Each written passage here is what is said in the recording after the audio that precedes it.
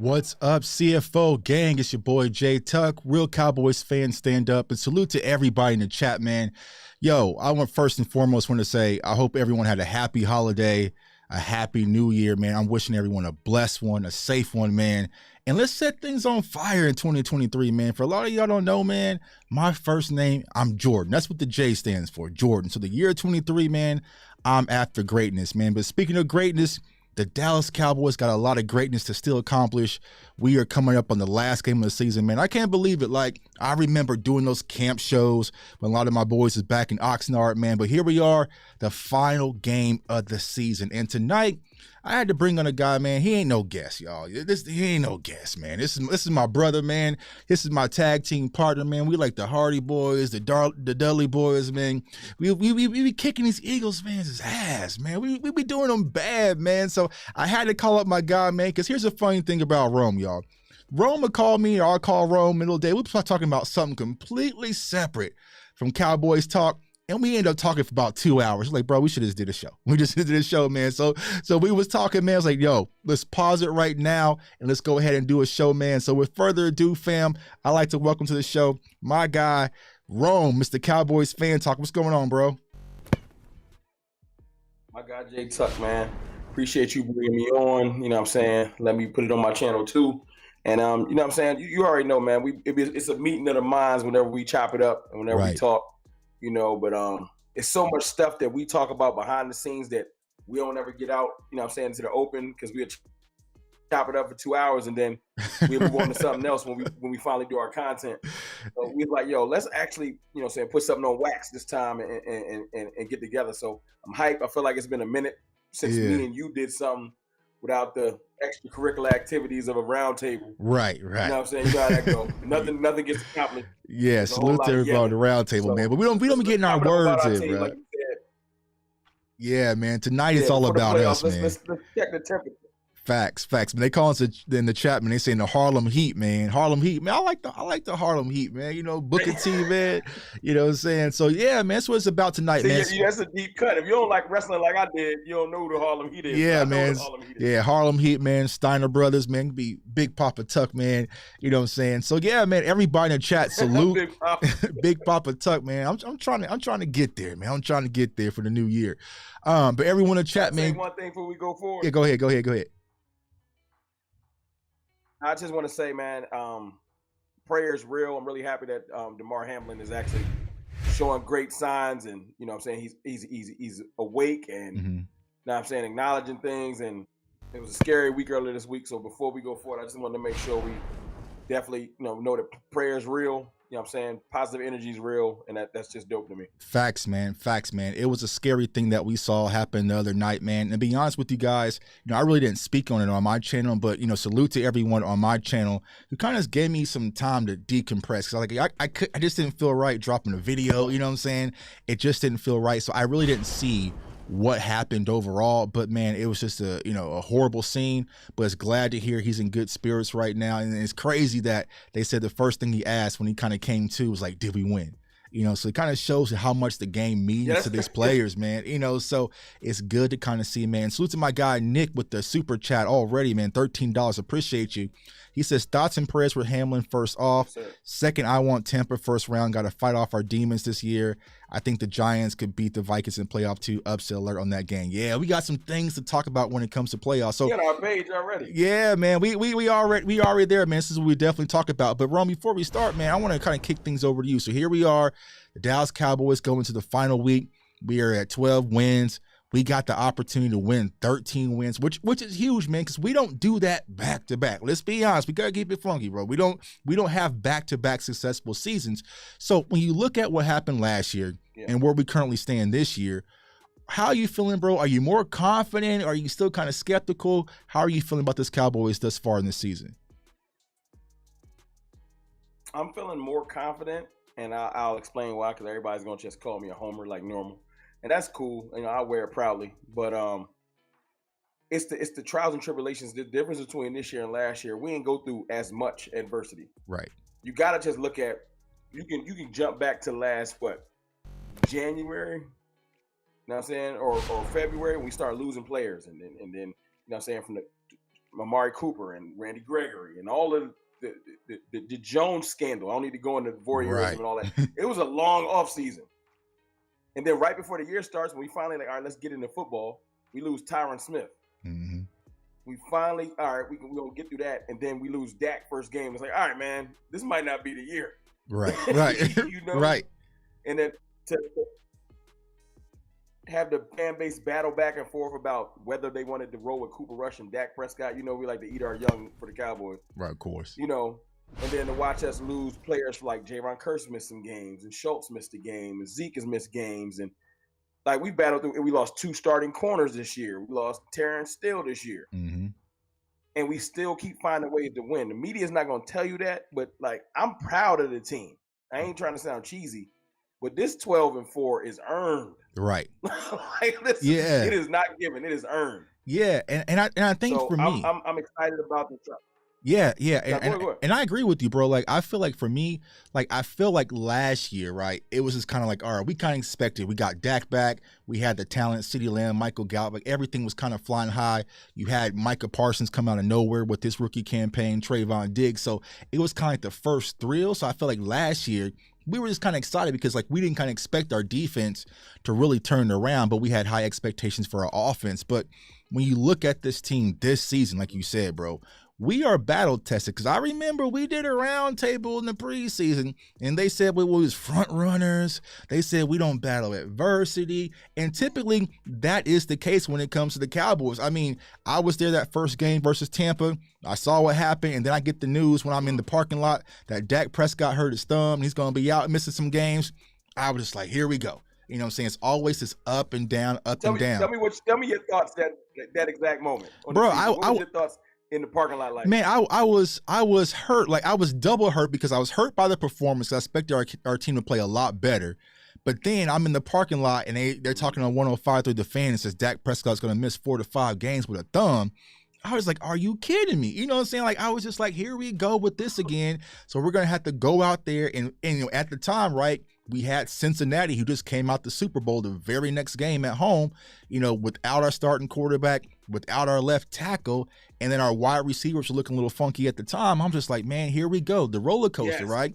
Dennis Houston time. Yeah, Dennis Houston, you know, Jalen Tolbert wasn't playing. There was no Michael Gallup. So I was just like, how are we going to find a way?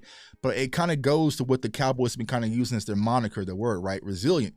That's what they've been. So it's like, I know a lot of Cowboys fans, they've been wanting to simulate to get to the postseason. But when you look at what we've done throughout the season, we built those calluses to be prepared for the playoffs. And what I've been trying to explain to a lot of my viewers is like, this is foreign territory, because like I said, we never really got to come off a playoff loss and then go right back and kind of build off of that. It's normally been a playoff loss, 2 to 3 years or something like that before we get back. But since we're going right back, hopefully the Cowboys can learn from what happened last year and build off of that. So with that saying, Ron, we talked about, you know, the resilience of the team, you know, the adversity that we battled. What's your thoughts on Mike McCarthy? Because that was another dark cloud that we kind of had this offseason, man. It was just the Sean Payton this, if Mike McCarthy didn't do this. At this point, do you feel like Mike McCarthy has earned the right to be the Dallas Cowboys head coach of the future? I'm going to be real with you. I do. I know it's real easy to want to put your toe in the water of the Sean Payton talk, because it's like, I mean, it's right there. Mm-hmm. But at the end of the day, man, Mike has done nothing but show up for the team. I ain't gonna lie. He showed up for the team the first year when Dak got like hurt. Mm-hmm. You know what I'm saying? When it just looked like, oh, it's gonna be a wrap. Right. You know, Mike McCarthy has showed nothing but resilience to me as a coach, because he deals with, this isn't a normal coaching gig. Mm-hmm. He got to deal with disrespect from the media, disrespect from his fans, disrespect from the owner. Right. You know what I'm saying? And still come out there and lead his team and try to have a sense of leadership when everybody tells you, you ain't really a leader. You don't really got no authority. Mm-hmm. So to get your team to go 12 and possibly 13 wins back to back with the injuries and everything we've dealt with, oh, you possibly gonna lose Dan Quinn talk simmering. Right. There's all kinds of distractions, and he keeps finding a way for us to win, and not only win, but like we've been winning convincingly a lot this year. Mm-hmm. And a couple of our highest profile losses literally have been in overtime. Like, there's no Denver to point to this year. Right. Like, there's no like, hey, that was it. There's no like Cardinals game where it's like, well, they didn't show up. Right. We've shown up. We're 5-1 versus playoff teams. Right. You notice that 500 narrative? That oh yeah, that's we ain't heard about that. You know, you swept that in the rug. You know, yeah. You know why? You know why they ain't bringing up this year, bro? Because they would have to acknowledge we got the best record in the NFL versus 500 above teams. Facts. No one else is 5-1. Facts. So they're like, well, we can't talk about that because we're not gonna give the Cowboys no credit. Right. So it is what it is. We got to give ourselves credit. That's what I always say. And what I tell people, let's close our eyes for a minute, Cowboys Nation. Let's imagine Mike McCarthy's in Green Bay and he loses Aaron Rodgers for 5 games and they're still sitting at 12 wins, 13 wins. Oh, it'd be headlines everywhere. But we know when it comes to Dallas, man, it's always something, right? Just like Rome said, last year we couldn't beat playoff teams. We didn't beat teams with winning records when we did last year too, right? But 5-1 versus teams with winning records, but they don't want to bring that up. Now it's just about the interceptions. You know, now we care about interceptions. When Diggs was getting a bunch of interceptions last year, interceptions didn't matter. Now that Dak has a few, now interceptions is the most important piece. So we understand the narratives when it comes to the Cowboys. It's always going to be something. But like you said, I just think this team has learned to block out the outside noise, which I'm excited about. Because let's keep it honest. If Mike McCarthy wasn't here, this is Jason Garrett. Y'all remember them Jason Garrett days when Sean Lee would go down? We were just like, all right, season's over. You know what I'm saying? We would lose a linebacker, bro, and feel like the season's over. Like a linebacker would go down. Right. A linebacker, middle linebacker, everything falls apart. Like, right. Yeah. So, I mean, you lose your starting left tackle, lose your starting right tackle, you lose 2 of your starting corners, you lose your quarterback. Like, you have a lot of different things kind of happen and transpire throughout the season, and the Cowboys are still standing. Cowboys Nation, you got to be excited. So, we was talking about this, man, and I started off before last week, right? I was just like, listen. This is before the whole Eagles thing, you know, before they lost. I was like, yo, after we beat the Titans, I wanted to rest. You know what I'm saying? Because I want to go into the playoffs as healthy as possible. And I felt like kind of going on a whim, competing for a number 1 seed or even the division just wasn't worth the chase versus going healthy. Because we look at this team, bro, we starting to get thin, and specifically on the offensive line, which we'll speak about here in a second. But here we are. The Eagles have to beat the Giants, or we can still have the opportunity to win the division. 49ers play the Cardinals. I doubt the Cardinals are playing DeAndre Hopkins, so that's pretty much going to be a wash for them. So I would say the number 1 seed is out the picture. But from your standpoint, what do you want to prioritize? Like, do you see the Cowboys playing starters all the way into the 4th quarter? What do you think we're going to see on Sunday? Or what would you like to see? This is the crazy thing. I want to see them play the whole game. Okay. Like, I mean, we up and we beating them by like 21 and we made our point. Fine. Pull some starters. But I'm not a proponent of resting, man. You down to the final stretch of the year. Rest in the off season. You know what I'm saying? Go get to it. You want to put your best foot forward mentally. These teams that come in hot, they don't get to rest. You know what I'm saying? Like, if you're hurt and you healing up, don't play LVE. Let Hankins get healthy. You know, don't push nobody. If someone's nicked up, maybe you do sit tank. You know what I'm saying? Because he's at that foot thing he's been battling for like 9 weeks. Right. So maybe you arrest somebody like that, somebody that doesn't really need to push it. Maybe you just save tank because you're gonna need them. Right. You know what I'm saying? But you get out there. So what do you do? Get some series and maybe you pull. So not to cut you off, what do you do with your quarterback who kind of hyperextend? Because honestly, when Dak got up limping, bro, my heart sunk again. You know what I'm saying? So from Dak's standpoint, and either Micah, I'm not sure. Does Micah have the wrap off his hand? I'm not sure if he even has it off. I haven't seen any pictures as of late. But so I want to know how he cut his hand. They're not gonna tell me. There is some rumors floating around. And I don't want to, I want to pass out the rumors, but it makes sense, when you kind of add the timeline, because there was something with his dog where, he mentioned that he had to put his dog down. And, there was, there was a pit bull, hand wrap, because I didn't see a play where you can say, all right, that's where, it could happen. So that's what some of the rumors I've been hearing, but it doesn't matter. Long as because he still grabbed the fumble with the club on, So Mike is just going to be an animal regardless. But, when I saw Dak hyperextend that knee, bro, like I almost lost it.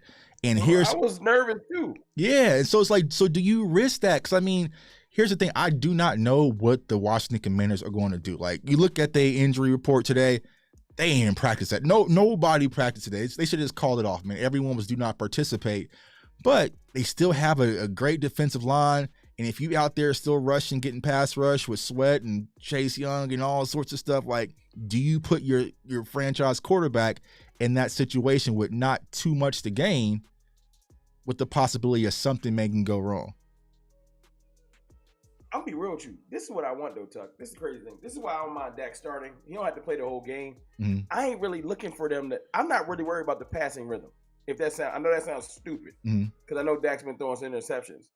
But we need to get back to our heavy personnel, 12 personnel, 13 personnel, right? Identity, and roll through because I don't really think nobody ready for that in the playoffs. Right. I'm glad T.Y.'s here. He takes some pressure off Michael Gallup. He showed that he can make some clutch catches. So I'm glad that T.Y.'s here. CD's coming into his own. Dak, I know some of the fluky interceptions got people freaked out, but I'm going to be real with you. I ain't worried about Dak. Yeah. You know what I'm saying? He threw some interceptions, but then he'll throw a dot like he did to Schultz in the back of the end zone. Right. That was a dot. Right. So I'm not worried about Dak. I'm more worried about our running game because it ain't been looking right. Yeah. So that's what I want to see in Washington. Yeah, to get back to that foundation. Yeah. Poser will.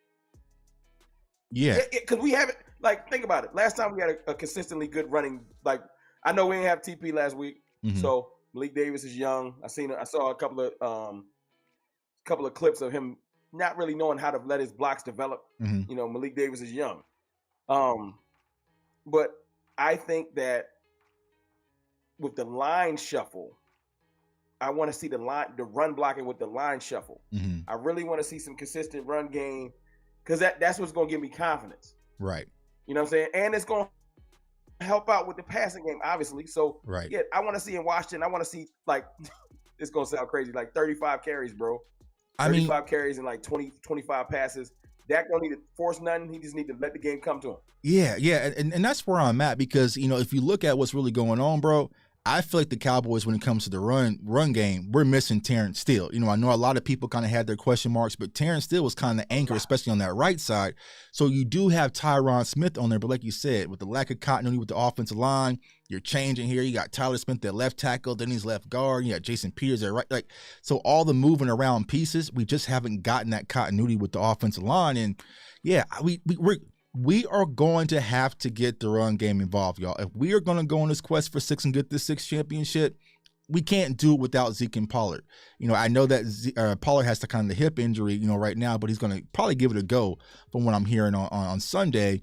You got to get that involved. If we're going to drop back and throw 40-plus times each playoff round, I just think that's a recipe for disaster. We got to get back to power football, like you said. And salute to Cowboy Chris. He said, get back to the tight ends, man. It's like, that's my frustration, bro, when it comes to the Cowboys, especially on the offensive side. We find something that's worked. You know what I'm saying? You got Dalton Schultz, you got the 2 young bloods and Fergie and Henny, and they're going crazy, open up the passing lanes. You're going 13 personnel, and then it's like, all right, let's get away from it. So it's like, I really want the Cowboys to find a rhythm and an identity before we head into the playoffs versus whoever that opponent might be.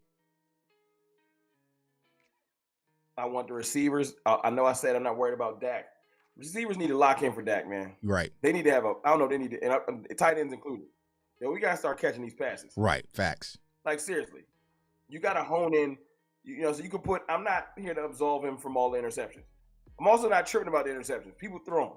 But if you take away all of the funky bounces off the hand interceptions, then he's right on par with all the other quarterbacks in the league. Right. It's like 5 of them, a good 5 that have just been like, oh, why did or CD not running the right route earlier in the year? You know, you take some of those things away, it don't look as bad. But receivers we gotta lock in because it's no other time. Right. You have to play clean. You got to play clean in the playoffs. Because even if Dak is playing outstanding, bro, and having a phenomenal game, and it hits a wide receiver in the hand, because it's happened too frequent. You know what I'm saying? Like, it was cool. Like, all right, you saw it on occasion. All right, yeah, he hit him in his hands. Okay, kind of a fluke interception, but it's constantly starting to happen, and that's the huge concern. Like, I'm seeing way too many drops, and not just dropping the ball, bro. It's like You know what I'm saying? You bouncing the ball all the way up in the air. Like, at least bat it down or something, man. It's like, what is going on? And it's not with young guys. That's the problem. It's Dalton Schultz. It's Noah Brown, guys who's been here. Like, so they really have to lock in, like you said, and be on the same page with Dak, because if those types of plays happen in the playoffs, that could send us home. And, you know, I just think that it comes to just focus, to be honest with you. You know what I'm saying? It's just a lack of focus. But like I said, someone says, why don't we commit to the power of football? I don't know.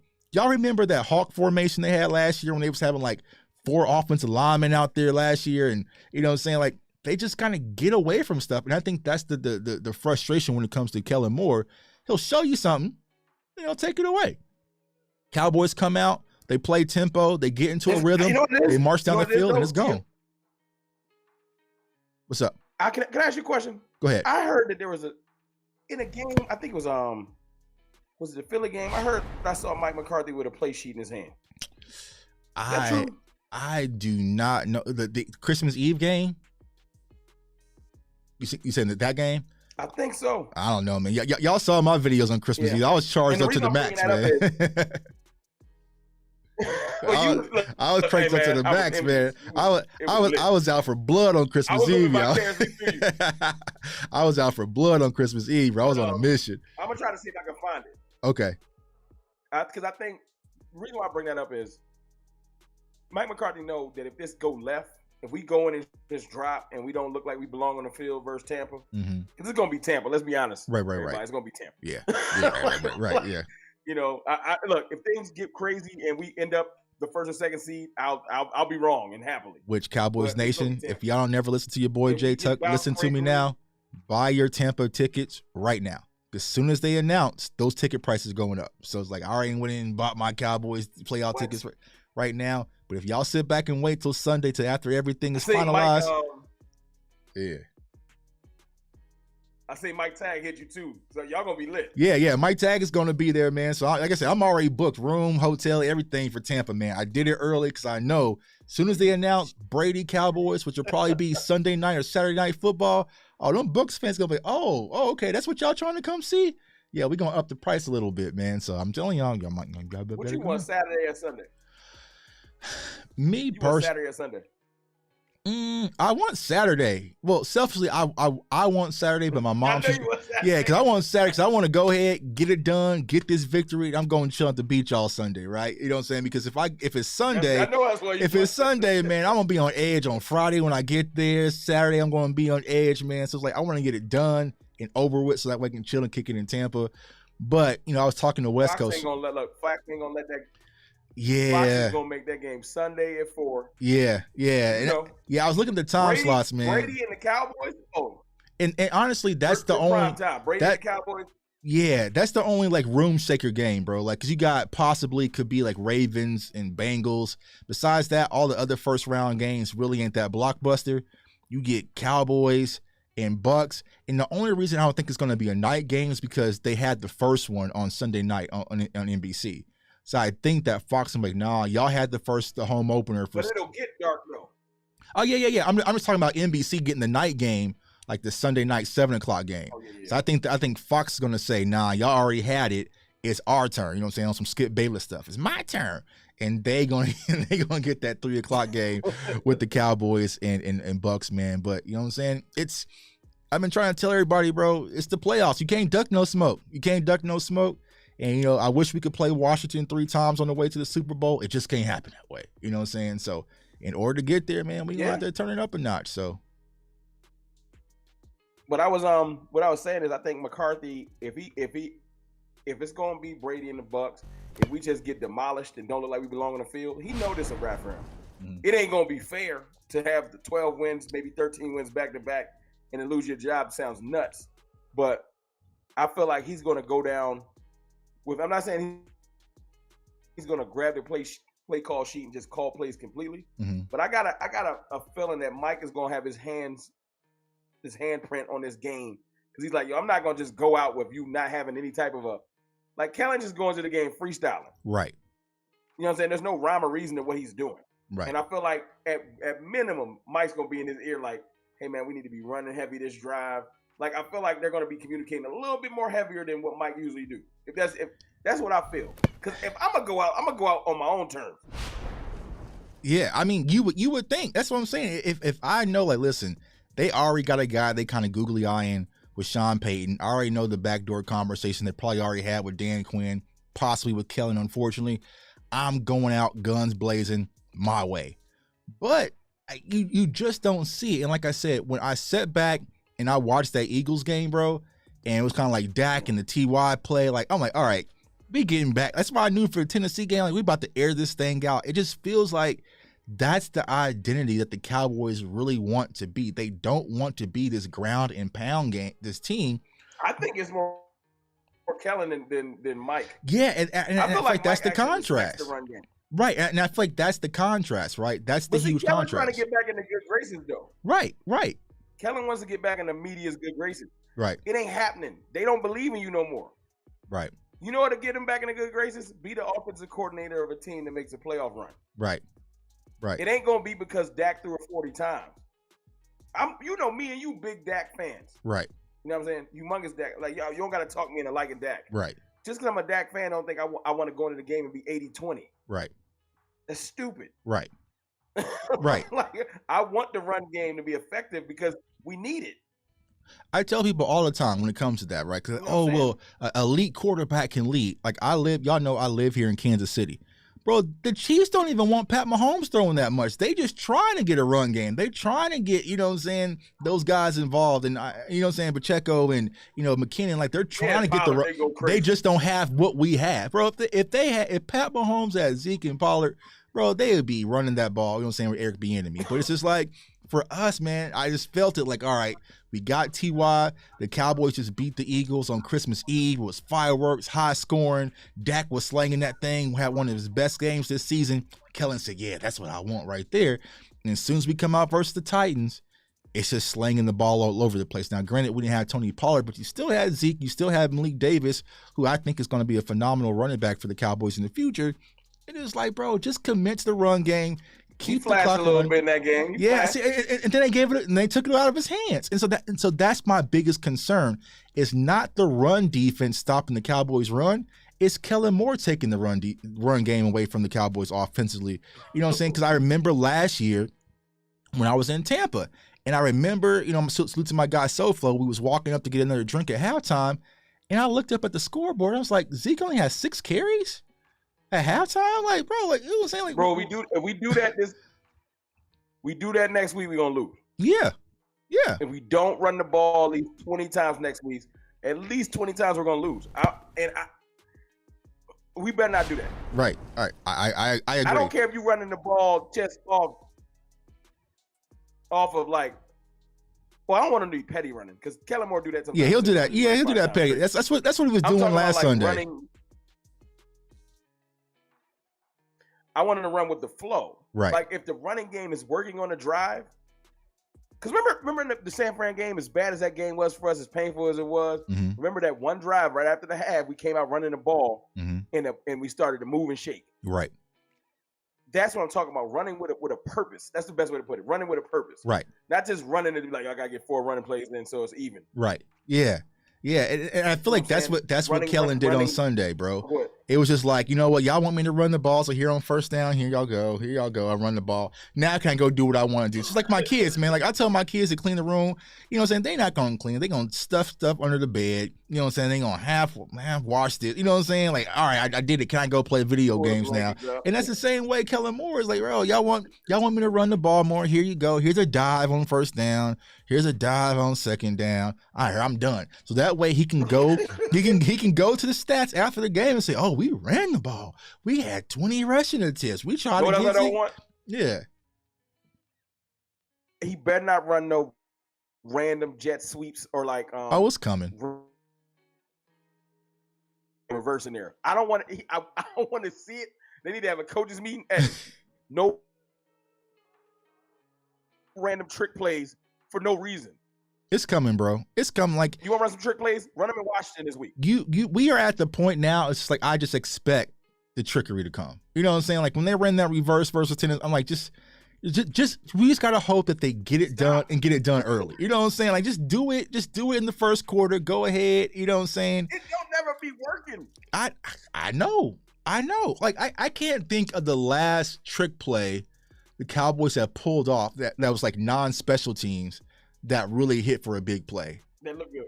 It was probably what I would think the Cedric Wilson pass. And what game was that? Was that Minnesota last year? Like, no, that was special teams though, wasn't it? That was special teams.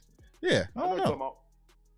Yeah, I don't know, man. You've got any super chats? Cedric could pass for real. Yeah, he played quarterback, bro. Salute to everyone in the chat, man. I got another super chat. I don't know if can you see your super chats? All right, I don't know if you got any. I'm gonna read one from my guy Nick real quick, man. Nick, appreciate you. I can see the chat. I can't see the super. So anybody that gave supers, I'm sorry, I can't see them properly on this side. I can see the chat. Okay. But it don't highlight for me, so I apologize. Okay, I can probably see a few. Let's see here. My guy Nick says, "What's your opinion on the Skip Bayless situation, man?" So I'll start with you, bro. What's your opinion on the Skip Bayless with the comments and everything that's kind of transpired lately with Skip? And I can read your super chats. I can see them right here, so I'll read them for you too. Okay. Yeah, make sure. I definitely want nobody to think I'm ignoring him. I promise you, I'm not. Right. Skip is a deplorable. That much airtime or energy, basically, because right. it ain't worth it. He's a real. He's a very, very cynical, self-absorbed, don't really care about nobody else but himself. Mm-hmm. It's just it's one of those things where he's not a Cowboys fan. I wish that people would stop putting him with us. Facts. He's a paid actor that works for Fox. You know what I'm saying? He's not a Cowboys fan. Never has been. It's just good business to root for the Cowboys. So, you know, he picked a side and he's just gonna roll with it. But at the end of the day, man, those comments to double down and say I'm gonna stick by my comments when Shannon checked him. Right. You know what I'm saying? I feel sorry for Shannon because I know he don't want to cut off his Fox ties completely because he got a career too that he's focusing on, and he's doing good at it. Right. Like Shannon Sharp is a well-known person in the media. Right. I just really wish that there could be a way that they could just split. Let Skip go find him somebody else to debate. Because Shannon, I'll be feeling bad. Like I see him biting his tongue every day, and it's like I don't know if I could do that. Like I feel bad for him. Right. You know what I'm saying? And I know it's just like I can't trick myself out this bag. Right. Dealing with him, but Skip be pushing him. Right. Skip pushing him. He does, and I think for like a lot of the young viewers, and I said this on Twitter, like a lot of people don't understand like who Shannon Sharp the player was. Like Shannon Sharp was a tight end, flashy, vocal linebacker, or not linebacker, tight end. You know what I'm saying? So he kind of had that personality, but like you said, like I see it happening internally. And he posted a tweet and he said like his brother has sent him like, you know, I'm proud of you for being able to control your temper and show your composure. And I was like, yeah, because me, y'all know me. You know what I'm saying? Y'all, if y'all follow me closely, y'all know Tuck. If something rubs me the wrong way, I just explode, right? But I feel like when it comes to this Skip and Shannon situation, it's like Skip has this ego where he feels like he's made Shannon. You know what I'm saying? And his ego kind of projects towards Shannon. It's like, that is perfect. Yeah. Like I found you when you were on ESPN. I brought you over here. I gave you this. I gave you the you know what I'm saying? I. But here's what people got to understand. Before that even happened, Shannon Sharp was on, I think he was on CBS. He was on, he was already established. He's a Hall of Fame tight end, bro. This isn't LaShawn McCoy. Like, this is somebody of some NFL elk. And I feel like he's in the conversation for the best tight end ever. Right. And so when that happens and you're sitting across the table, Skip feels like he's compelled to be at the same table with the NFL tight end. Like I said, it's like me being on a show with Emmitt Smith and me speaking over Emmitt Smith. Everybody like, Tuck, you need to shut the hell up and let this man talk. You know what I'm saying? So I feel like what really happened is that even if Skip didn't believe he said anything wrong, if his brother said, you know what, bro, can you delete the tweet? Delete the tweet. I mean, hell, me and you've had conversations about tweets I put up. You're like, yo, Tuck, I think you should pull that down. Boom, I pull it down because it's not like, whatever. You know, what wrong gonna tell me? I tweet, you know what I'm saying? Like, it's just respect for your colleagues, your brothers, your peers. And clearly, it's humility, man. It's humanity. No humility. Right. No humility. And it's not just with Shannon, bro. Like, Skip's family doesn't mess with him. I know that Skip had his wife on the channel. She said the same thing. Like, he's just all about Skip, man. And unfortunately, you know what I'm saying, I think the show is going to separate. I just don't see it lasting too much longer. But that's my whole thoughts on it. But we don't know Skip, man. What's that lady name? They did a show with Jenny Taft. Mm-hmm. She put out a tweet saying she missed her colleague, right? And it was like behind the scenes of her and Shannon talking. Right, I saw that. Yeah, I remember when she left the show is because of differences with Skip. Right. And I think that was just like a subtle head nod. Like I know you in there struggling still, because Shannon can carry his own show at this point, man. He don't need Skip. Right. I think right now he's just confined to whatever that contract is. When that contract up, get the bag. Which they gonna give him his own show, or he gonna go do his. Yeah. Facts. Keith Murphy sent a super chat, man, for $5, man. He says, I definitely think you guys are more battle tested this year and ready for prime time, Rue Dog. So yeah, I think the Cowboys are more battle tested this year, man. Hopefully. That's my I was gonna say that's my dog Keith. Okay. Cool. It's frat brothers, man. You know what I'm saying? Yeah, man. So yeah, keep the super chats coming, keep the comments coming, man. So yeah, so yeah, man. So like I said, I feel like the Cowboys will be more battle tested, and like for me, I am not for the whole idea of if something goes wrong in Tampa and we need to move on from Mike McCarthy. Because let's say for instance, bro, Cowboys go out there, we just battling, and let's say I don't want to kind of put this in, but if we have a situation like we had last year in Tampa when there was like 9 points left off the board because of special teams, you know what I'm saying? Can you really blame that on Mike McCarthy? You know what I'm saying? So I think you have to add your value on Mike McCarthy. You have to wait and see how the game actually transpires. Now, if the Cowboys are marching and we have one of these, clock management brain farts and that costs the game or costs the season, then yeah, we're going to come on these channels and have a conversation. But just if he loses, he's out. I just don't see it, because also I keep telling people, if you tell me I'm getting Sean Payton from New Orleans, all right, we can talk. But you know damn well, y'all, he going to be micromanaged. He going to have Stephen Jones and Jerry Jones' hands all in every decision. I don't think you're going to get the same Sean Payton that you've seen in New Orleans. You know what I'm saying? So it's like, for me, I think Mike McCarthy is perfectly fine. Go ahead. So go ahead. Yeah, that's it. No, I was going to say, they said that Sean Payton already picked out his defensive coordinator. I know this is speculation. Right. He want Vic Fangio. Right. So that nod right there lets you know this ain't no normal coach. He's already picking his staff. Right. So if you want me, you going to have to fall back, Jones. So that's the thing. Like, Sean Payton ain't gonna come here and say, you keeping Kellen Moore. No, right. Not. Right. No, right. Not. Yeah. So it's one of those things where I would love it. I would love for Sean Payton to come in and do him. But me and it sounds better than it. It just ain't gonna go like that. It's not. It ain't gonna go like that. And I feel like the key difference is when it comes to Sean Payton versus Mike McCarthy is that the Cowboys need to recruit Sean Payton. Like, the Cowboys need Sean Payton more than Sean Payton needs the Cowboys, versus Mike McCarthy. He just needed a job. You know what I'm saying? So it's like, man, y'all need to keep Kellen Moore. Whatever. Just when do I start? You know what I'm saying? Like, we've all been there. We apply for jobs and we kind of been desperate for a job, and they give you the offer sheet. He's like, man, whatever, fine. You know what I'm saying? I'll work this so I can find something else. You know what I'm saying? Versus if someone calls you and you already got a good high-paying job, y'all got to step y'all recruitment game up. You know what I'm saying? So when it comes to Sean Payton might say, okay, if y'all want me, I need to pick my own players. I need to be my own GM. You know what I'm saying? I need to be in full control of player personnel, offense. I want my guys in here. I'm gonna do it this way. You know what I'm saying? Sean Payton be letting players dance and celebrate on Instagram in the locker room. You gonna have to step to the side, and I just don't see the Cowboys putting that ego to the side, their front office. See, that's what we need. We need it. We need it. But here's the crazy part. I feel like Mike McCarthy could be that if they would just step aside. You know what I'm saying? I just remember that video you posted the other week? The walk out to the rock music? Oh, yeah. That was perfect, bro. That's it, man. You know what I'm saying? Like, the Cowboys players just don't get to be themselves. And like, I know Cowboys fans get upset when they hear that, but it's like, you see like players leave, like Cheeto. When I interviewed Cheeto last year in the Super Bowl, he was kind of saying like the difference is like, and Cowboys fans got upset, but he was saying like, yo, here in Cincinnati, we don't have the best everything. You know what I'm saying? Like, we don't have the best equipment, the best facilities. But when I come here, it's really just about football and work. You know what I'm saying? So he's pretty much saying, like, when you have to deal with the Cowboys and the umbrella of the star, like, it's more corporate. You know what I'm saying? And I always get this comparison. Some people are very blue collar, like wearing a suit and tie to work every day, like that's their job.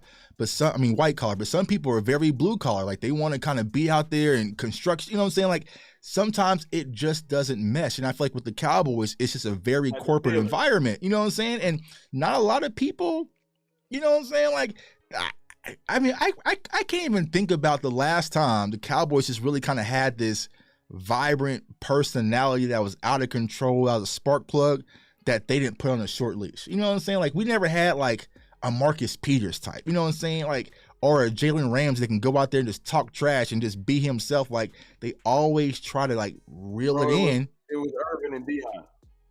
That's how long it's been. You know what I'm saying? Like, it was 30 years ago. Yeah, so I'm saying that's how long it's been, man. Because a lot of kids don't understand, man. Like Dion was out there, he was rapping, he was doing commercials, he was swagging out, he was doing whatever he wanted. Michael Irvin was just a partying, you know what I'm saying? Like, but he was like just violent on the field, right? You had Charles Haley, like you had these big personalities, but most importantly, you had someone in house that can control it.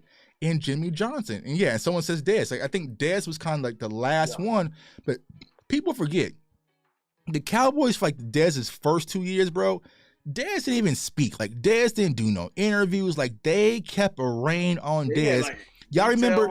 Yeah, y'all remember they gave Dez the babysitter. You know what I'm saying? Like the guy that's gonna kind of be around him and stay in house when he got in trouble for like sagging in the mall and all in the jewelry whole situation. And they did the same thing with Pac-Man. So it's just, you know, it's just different in Dallas, and I think not a lot of players can handle that because, I mean, the star is bright. Let's be honest. You know what I'm saying? Like, we see some types of players kind of go into these situations. I bring up Boss Man. Like, I feel like the star is just way too bright, you know what I'm saying, for a lot of people to handle. So that's why when it comes to draft season, I'm always looking like, can you handle the keys to the kingdom? Because once you get it, man, it's hard to deal with. So, you know, but that's just how the Cowboys are, bro. Let me ask you a question, Tuck. Let me ask you a question. Go ahead. I'll bring it, not full circle, but I just want to ask you, because like I said, we going to have Tampa. You know what I'm saying? But last year, going into the 49ers game, although, you know, we got our fan base, we got a couple people in the media that picked us last year, you know, there still was an air of, it was like arrogance, like going into that game. You know, there was still like this, the media felt like the Cowboys should beat the Niners. The Niners are hot, but Cowboys should beat the Niners. Mm-hmm. That's kind of how it was portrayed. Mm-hmm. Not that they were disrespecting the Niners, it's just like, the Niners is a wild card. The Cowboys should beat them, right? Mm-hmm. And obviously, everybody knows what happened. Right. This year, I've been paying attention to the media around playoff time, man. They still did their token Cowboys segments because, you know, it's in everybody's contract. You got to talk Cowboys. Right. But the cynicism around our team right now, I love it. Right. But it's like when they talk, like they're talking like NFC seeding and stuff like that. Are the Eagles real? And, you know, saying how dangerous is the Niners? Like, and they did write off the Vikings, rightfully so. They've lost like every big game this year. Right. You know what I'm saying? The Vikings are what the media think we are, but that's another story. Right, that's a whole nother. Yeah, that's what I'm saying. Yeah. My point is, I kind of like us being like written off. I feel like it's going to provide. Like next week, they're going to spend the week saying the Cowboys are going to get beat by Brady. Right. And I like our play in those situations way more than if, say, for instance, we drew the Vikings' first game. Right. I'd be nervous because they spend the week saying, you saw what they did last time. Right.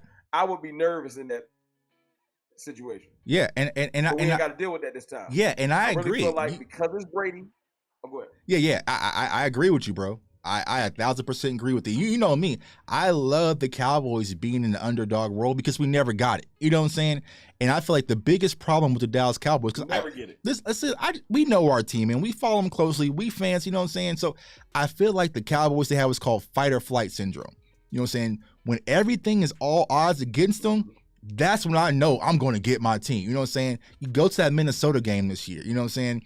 What happened? They just beat the Bills. We just lost the Packers. Everyone was counting the Cowboys out because the Vikings are the team to beat and they were so afraid.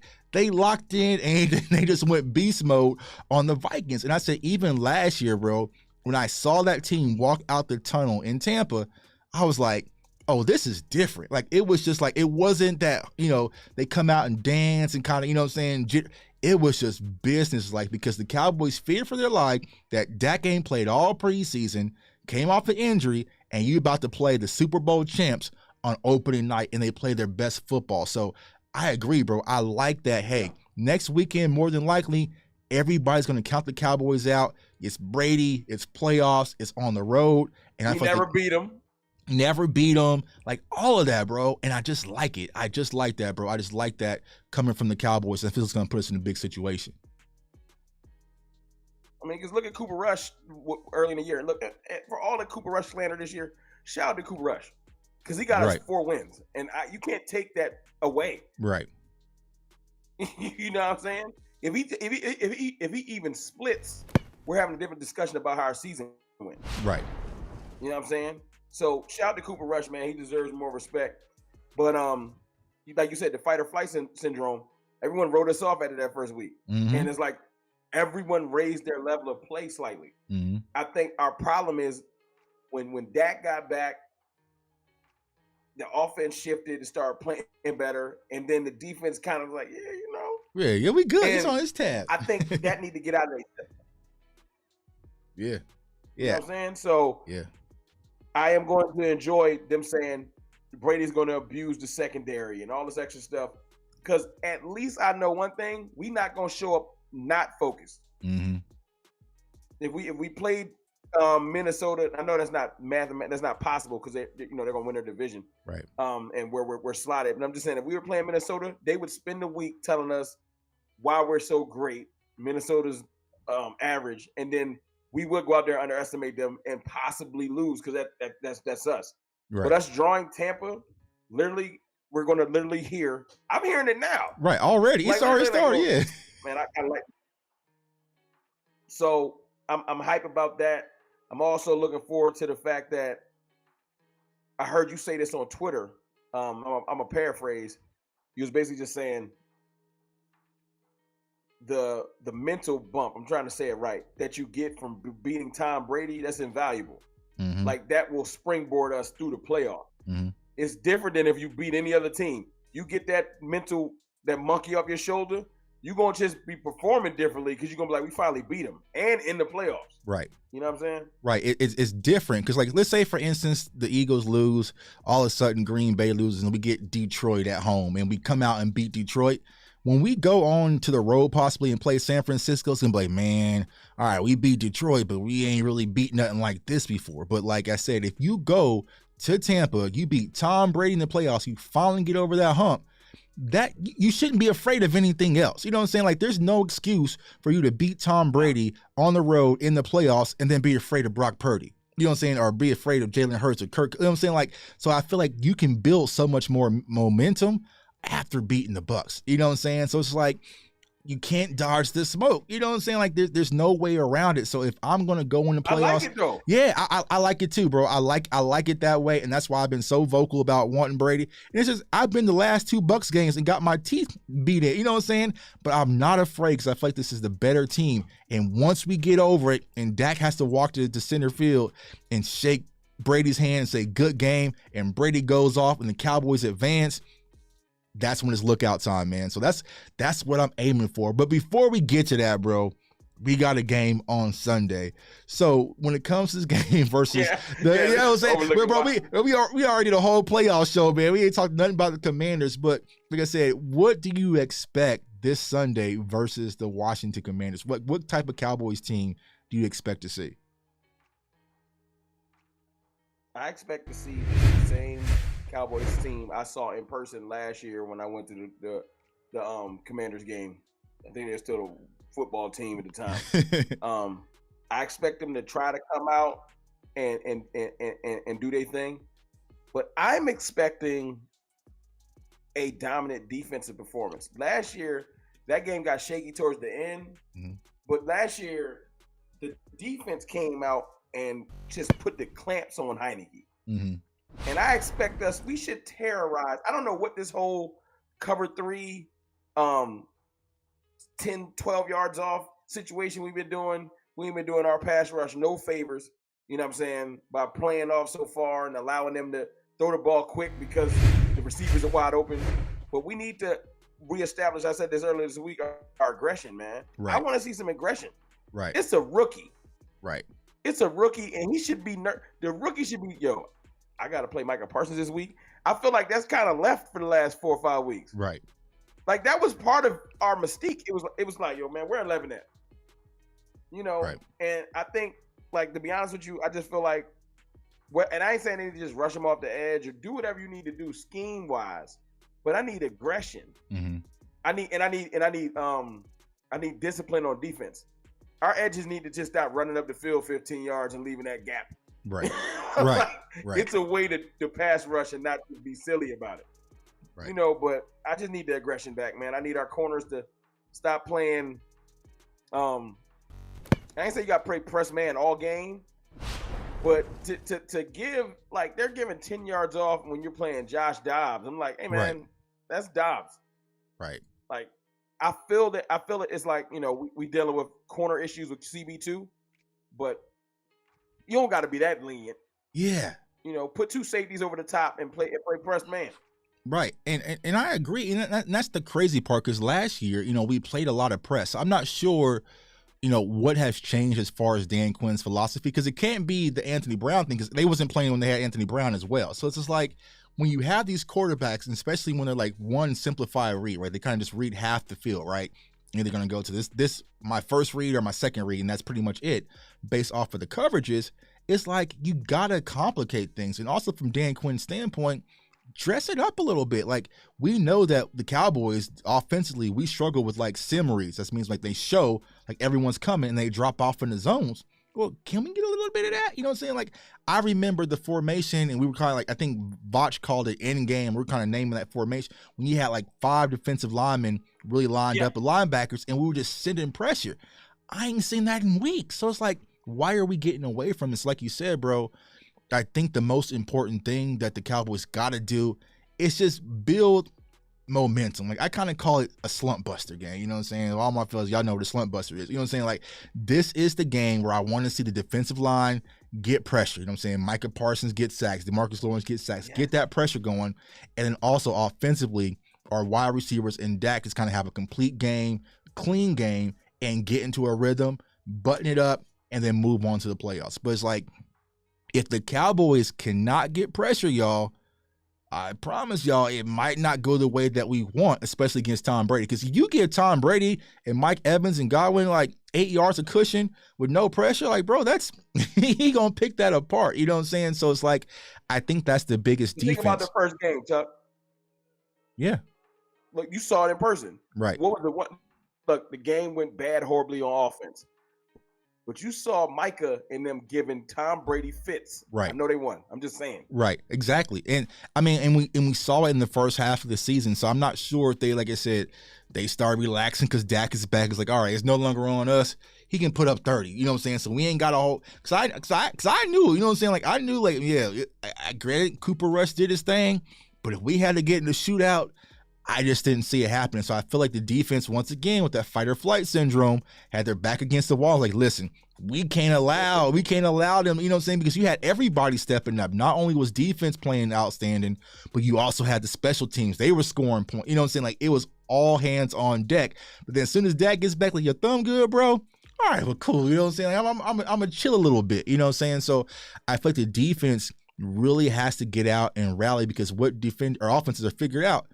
You know, if you can't get pressure, I'm going to keep 11 out the game, and I'm going to keep 7 out the game. I'm going to throw at everybody. Who's this kid, Nashawn Wright? I'm going to go at him all game. I'm going to go at Deron Bland. Now, Deron Bland's playing outstanding in his rookie campaign, but I'm taking my chances there versus letting Micah Parsons or Trayvon Diggs have that big play.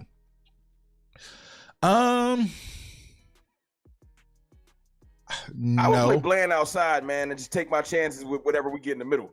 I'm sorry. I mean, because you can probably bracket more in the inside, but here's the thing, bro. I just don't feel like they found out who was going to be their inside corner. You know what I'm saying? So it's like, who are they really going to trust? Because you can't play Nahshon on the inside, and it sounds like Nahshon is going to be the guy. You know what I'm saying? So if that's the case, then you got to play DaRon Bland on the inside, because I feel like he's the more shiftier corner. Because when you covering, Bland is great on the inside. Yes, what I'm saying. So I'm like, you're going to have to play Bland on the inside if Nahshon is going to be your guy.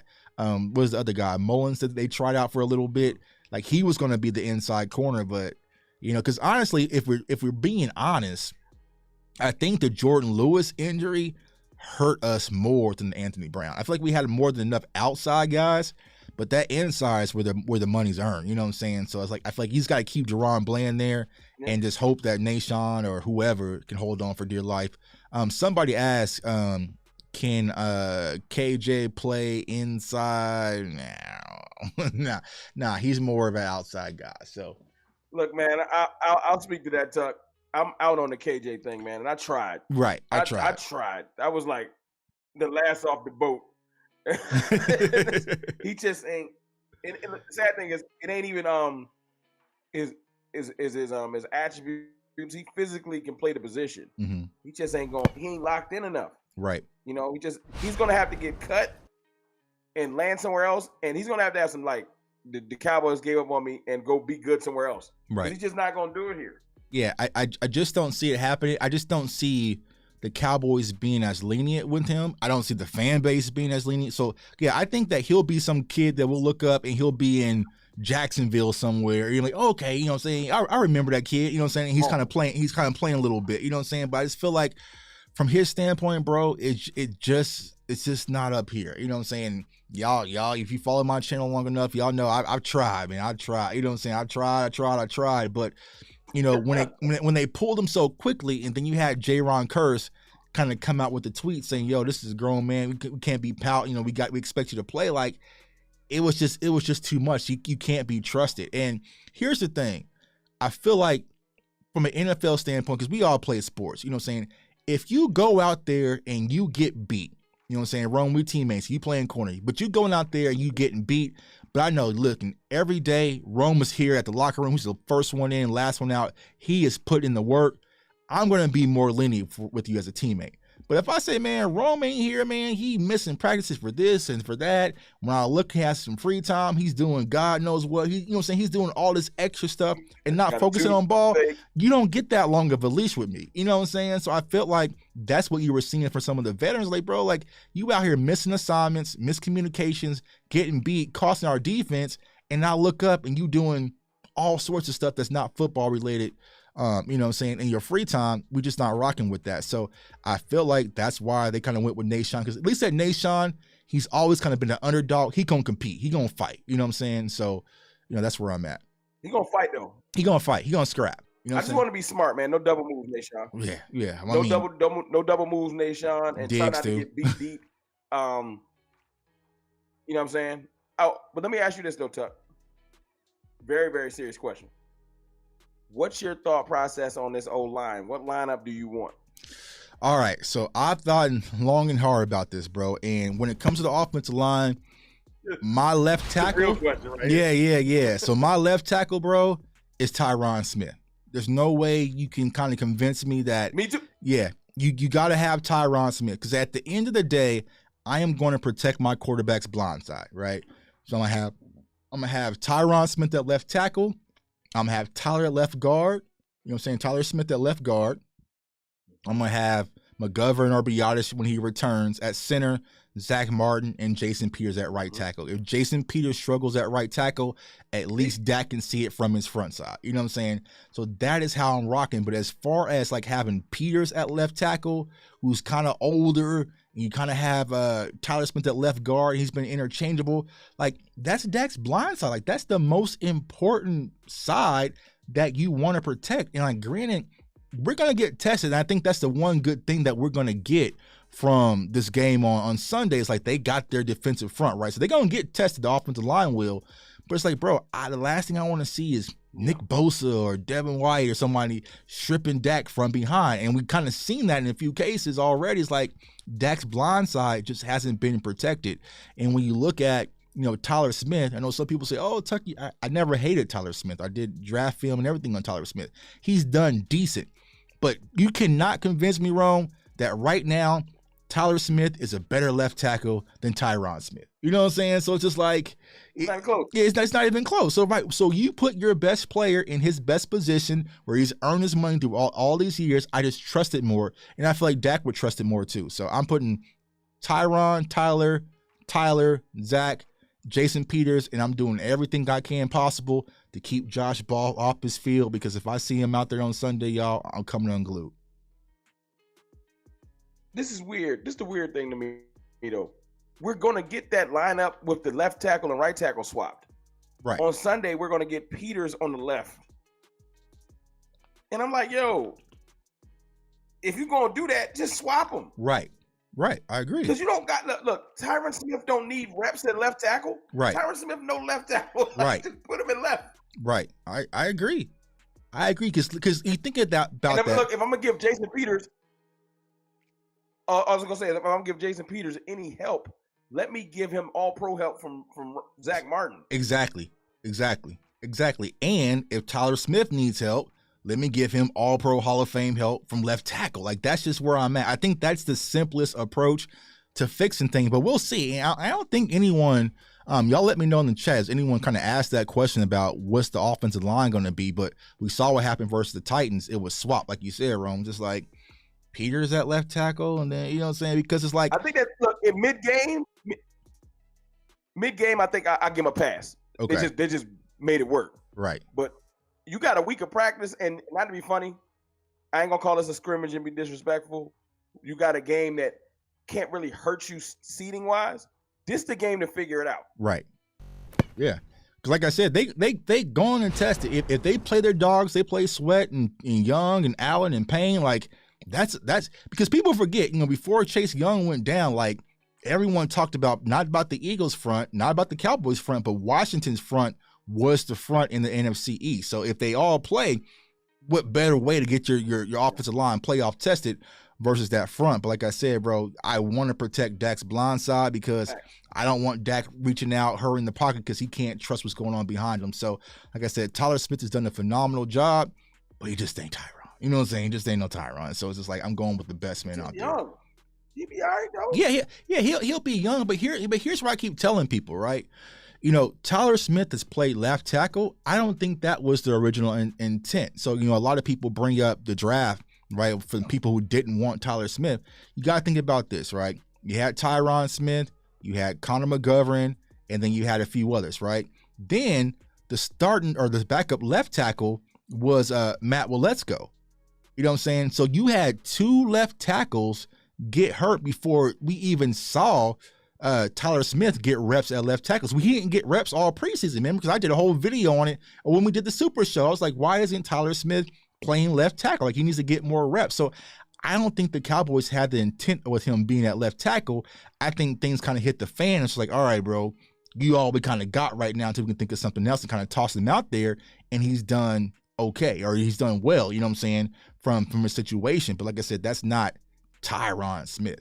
You know what I'm saying? So it's like, I personally, if I'm honest with y'all, I think the Cowboys are going to go offensive line again in the draft. That's a whole other topic, and we'll do that there. But I think they might view him not as a left tackle, or might left guard. You know, but I'm not trying to get the you know me, bro, because we've been talking, like, man, y'all know I've been holding off on draft content. You know what I'm saying? Like, nah, Tuck, let's hold off, man, because it's like, all right. But it's gonna be interesting to see like how they view Tyler Smith. Make you mad real quick, Tuck? What's up? Will we make you mad real quick? This is what you're going to see on Sunday. This is going to piss you off. You're going to see Tyler Smith at left tackle. You're going to see Connor McGovern at left guard. They're going to bring Matt Farniak and start him at center. Right? Zach Martin and Tyron Smith. Because they refuse to pull McGovern off the field, and it aggravates me. Oh, man. I'm not even hating on Farniak. It's a McGovern thing. Bro, McGovern's a made man. I don't know who he knows, you know what I'm saying? But McGovern is made. Like I said, he's not horrible, but he's not the best. Like, honestly, I don't see a huge improvement from Connor Williams to Connor McGovern. You know what I'm saying? Like, it wasn't that it's a night and day difference, but it's just like, yeah, he's a made man. Because like I said, instantly, when he won the left guard position over Tyler Smith, who was your first round pick, it was just like, I guess, you know what I'm saying? But like, you know, before the injury happened, even in preseason, it should have been Tyron, Tyler, and then, you know what I'm saying, Tyler and Zach, and then, you know, Terrence Steele at the time. So, you know, I don't know. They got plans for Connor McGovern somewhere. He gonna be out there, bro. He, you know what I'm saying, he solidified. He's solidified, fam. But, you know, the offensive line has to improve, bro. He has to get tested. Around all they want in Washington, don't get Dak hurt. And you better figure it out by the time you get to Tampa, because Vita Vea and them they're not playing. Right. Then they're not. You know what I'm saying? And especially when it comes to the run game. And like someone just said it, you know what I'm saying? The difference is penalties as well. Like, you know what I'm saying? You got to not only protect, but you got to play clean football, because a lot of those penalties, every time there was like, honestly, when T.Y. Hilton got that big third down completion, I went crazy. I did the TY celebration till my arms almost popped out the socket, but then I checked for flags. You know what I'm saying? Because I'm always kind of expecting a flag every time the Cowboys have a big play. And we got to be honest, a lot of those have come on the rookie Tyler Smith as well. He's battling out there, you know what I'm saying? But I feel like the way that Tyler Smith is constructed, a lot of people had him graded as a guard coming out the draft anywhere. He's kind of that phone booth guy, right? He can just, you know what I'm saying? He can just wrestle. You know what I'm saying? He's a beast. You know what I'm saying? So I feel like he's going to be more fit and more comfortable in a left guard position versus having to dance out there on the edge. Because like I've been telling my guy, Professor O, salute to O, I don't want to see no Tyler Smith versus no Nick Bosa, bro. I just don't want to watch that matchup. You know what I'm saying? So it's just like, all right. No. Yeah, and everyone was like, oh, well, he's going to play on the other side. I'm like, bro, y'all know defensive ends can switch sides, don't y'all? Like, you know what I'm saying? Like, they're going to be, oh, we're going to put you on the rookie side. You know what I'm saying? And attack. I want to see the D tackles for Tampa are legit. I would love to have Tyler Smith in the inside, because a lot of the times Dak's sacks come from it's because the middle buckle. Mm-hmm. So we need some more strength right there between Biadasz and McGovern. Been a soft spot all year. So I would love to short it up with somebody that got a little bit more strength. So I would love for them to leave Tyler Smith there and just leave it alone, but you know they're not gonna listen. Right. Yeah, I agree, bro. I agree, you know what I'm saying? And also, I think it's going to help with the run game as well, you know what I'm saying? So I feel like if you were to do that and get just that interior presence really solidified, it's going to help, man. But, you know what I'm saying? It's just, you know, here's the thing, Cowboys Nation. We in the air right now, you know what I'm saying? Like, we are in the air. We can't make any changes. It ain't like Kellen Moore's going to have this epiphany and become this, you know, this great offensive, you know, mind. You know, Mike McCarthy isn't suddenly going to get clock management. Like, we are just here. The Cowboys have to come out and just have to play around it. But at least we kind of know what to expect. You know what I'm saying? Like, that's the thing. It's like, all right, the one thing that just needs to improve for me, like you said, bro, Dan Quinn's defense, they just got to find a way to figure out and sharpen things up, because if our defense can't get stops and they're still giving up the big plays, that's what's really hurting. A lot of people say, you know what, Tuck, is it the run defense? Is it the pass defense? It really isn't either. You know what I'm saying? Like, the run defense is okay. Like, even though we get gouged on the run, the Cowboys really have this bend but don't break. You know what I'm saying? So if you got to get 4 yards, 3 yards, 4 yards, 3 yards in the run game and slowly get up the field and we hold you to 3, and then we come through and march and score with Dak, that's perfectly fine. That plays into our hands because you got to get up out of that. But when you think about what happened in Jacksonville and also Green Bay, and even last Sunday versus the Titans, that big chunk play, deep throw, instant touchdowns, wide open miscommunications where you can strike back just that quickly, that's what's been hurting the Cowboys defense, and we got to eliminate that, because honestly, that Christian Watson play in Green Bay. This weekend. Watch. Howell is going to try to make a name for himself. He's been seeing that we've been susceptible to the deep pass. He got Dotson. He got McLaurin. Sam Howell's going to be like, if I get 2-3 deep passes, I'm going to be all over TV. Right. I'm telling you. He's going to air it out. They ain't got nothing to lose. And our safeties and our corners need to know double moves and airing it out is on deck. Don't be surprised. Yeah. Well, here's the thing, man. Here's the thing. It's like, because I watch Sam Howell a lot, because y'all know I'm a Florida State guy, and he's from North Carolina, the ACC. So he's very recessy. A lot of people get upset when I said about a certain quarterback, but it's like if you kind of let him kind of go out there, get comfortable, and do his thing, he can make it a long day because he's still going to have his weapons. You know what I'm saying? He's going to have Terry McLaurin. He's going to have Jahan Dotson. You know what I'm saying? He's going to have Robinson and some of those guys out there. So you really have to make him think and just get pressure. If you get pressure on Sam Howell, he'll just give you a sack, bro. Like he goes down. Like he don't want to get touched. You know what I'm saying? So if you're able to do that and get him down, it'll be a long day, bro. But if you kind of let him get some confidence, make a few throws, and simplify things for, hey, I got Nashawn right over there, and he's playing 8 yards off. I'm just going to throw a quick pass to Terry McLaurin and let him go do his thing. It could be difficult for the defense. So it's like Dan Quinn, the secondary, has to help everything up front. You know what I'm saying? Like make them think, make them guess, and then also allow us to get pressure. And I think our defense should be able to get into rhythm, man, versus, this Washington Commanders team. But if you let them play recess ball, I mean, we've seen it. Better. Yeah, bro. Like, and that's my biggest concern. Like, man, if I'm sitting here on Sunday and we playing our starters and we messing around with the Washington Commanders and going to a close one, man, I'm not, because I know a lot of people have the mindset, right? A win is a win. Me personally, it depends. Like, you have to add the context. I wasn't a win is a win on Sunday versus the Titans versus Philly. That's when you can say, all right, a win is a win, right? You know what I'm saying? But it's just like with the Titans, bro, it's like that was an all preseason roster. Like they should have even been in that game, but you played sloppy. You know what I'm saying? You played sloppy. And it's like, that's the thing. Don't go out there on Sunday. They did what you said. Right. Yeah. They came in there playing. Yeah. They was playing. They was like, yeah, we're going to score 50. Yeah. They told, look, because they told me we was going to score 50. Right. And then you look up and they're playing hard. Right. Yeah. And like I said, people like, it's crazy because I do the same thing on Madden, man. I'll be playing Madden and get the Cowboys and somebody might get some little rinky-dink team.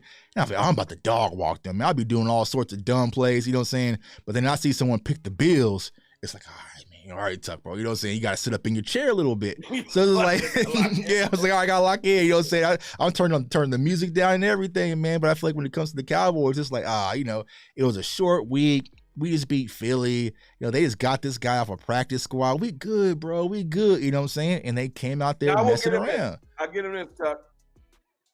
3 games in 12 days. Right. This late in the season is a lot. Right. They try to set us up. They look tired. Yeah, the NFL tried to set us up for failure, bro. We know what they did. You know what I'm saying? Like, there was no reason we should be playing Thursday night football after that Saturday night game. But it just is what it is, man, because they were trying to marquee at the end of the year and use the Dallas Cowboys. So hopefully this rest was to help. But the one thing I'm thinking that's really going to change things before I let you go, bro, is that getting Hankins back and then also getting LVE back. I think that's going to be a huge boost to our defense because my guy, Professor O, posted the stats. Like the run defense has changed since Hankins has been out, and also LVE, man. So I think it's going to be a huge boost. And then also hopefully we get Tyler Biadasz back. So my guy, Big Flock, says Ridgeway going to play it. That's another one, man. So like it's like Ridgeway. So it's like I don't understand how the Cowboys were so quick to pull the trigger on Ridgeway, but other players, you know what I'm saying, because they watch the show and they get upset, they get a long release. You know what I'm saying? If you're going to cut somebody expecting them to be there, no one's picking up Josh Ball. Right. You can play that game all day. Cut him. Right. He gonna make waivers every time. Right. He was. You cut Ridgeway? Right. He should be a Cowboy right now. Exactly, bro. And he's turning up. You know what I'm saying? It's like, bro, you spent a pick on him, and you already let this kid go. You know what I'm saying? And he's playing well. You know what I'm saying? And where do we get some injuries? Right there at the nose tackle position. But you still have Bohanna and Watkins, and get Hankins back. That should help, man, but we shall see. But my guy, Roman, appreciate you coming on, man. For the people who do not know where to find you, let everybody know where they can find you, my guy. Hey, man, just wanted to say I appreciate you, Tuck, man, all day. We probably talk tomorrow right. at work. But you can find me at Cowboys Fan Talk, Cowboys_Fan Talk on Twitter, where I talk crazy to people all day because it's fun. Bro, I'll tell you something crazy on Twitter, bro. Like, so Rome posted something, you know what I'm saying, talking about people needing to build their own platform, like no one's stopping you. And like I didn't even see the post. And like 5 minutes later, I tweeted the same kind of exact thing, kind of same narrative. Like I posted like a link of the Amazon mic. It's like, bro, the Amazon mics are on sale. You can get you one for $39 plug it into your laptop and get you popping. Build your own platform. You know what I'm saying? And it's just like, it's just how we're in sync, man. But, I appreciate you, my guy, man. Twitter is the projects, you know what I'm saying? But we come from the projects. We be outside, you know what I'm saying? That's how I built it. You know what I'm saying? I'll be outside in the projects all day, man. You know what I'm saying? It's like, all right, your boy be on the radio on ESPN, but I still be chilling at the projects, man, on Twitter. But it's all fun, man. I love talking to Cowboys fans, man. And for those seeing me for the first time. Hey, Tuck. Go ahead. Before you go, bro, next week, we need to get back together so we can talk some real strategy. Yeah. This week, I know we kind of just talk about everything. Next week is more serious. We're going to have to lock in. Yeah. So CFO fam, there has been no scouting report besides the one I just showed y'all on Washington. No film session this week. I'm already crunching film on Tampa, bro. I'm already in Tampa mode, to be honest with you. Just don't get hurt. No injuries, clean football, get your win and get up out of there. That's all I really want to see Sunday, man. But everyone who's seeing me for the first time, CFO Sports, appreciate all the support. Comment, like, subscribe. I appreciate y'all. Follow me on all social media platforms at JTuck151. Also catch me on Sundays on 810 WHB Radio, ESPN Kansas City, with my guy Darren Smith and Michael Coleman. Actually got a show with them in 1 minute, and I'm late, and they're going to be mad at me. But also CFO Sports, the merch store is right below, man. I appreciate all the support, man. I want everyone to stay safe, stay blessed, stay encouraged. And let's go get this win Sunday, Cowboys Nation. Peace.